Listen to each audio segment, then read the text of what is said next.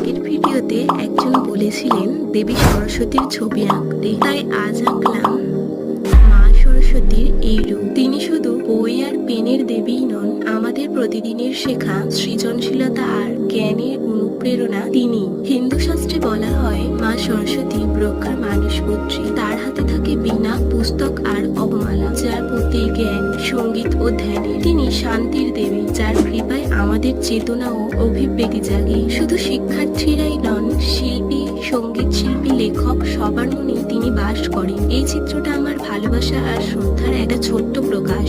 ভালো লাগলে লাইক দিও আর কমেন্টে জানিও। আমার পরের ভিডিওতে তোমরা কিসের উপর আঁকা দেখতে চাও কমেন্ট করে জানিও। থ্যাংক ইউ কমেন্টে রিকোয়েস্ট করার জন্য। আর এমন আরো আঁকার ভিডিও পেতে সাবস্ক্রাইব করে রেখো।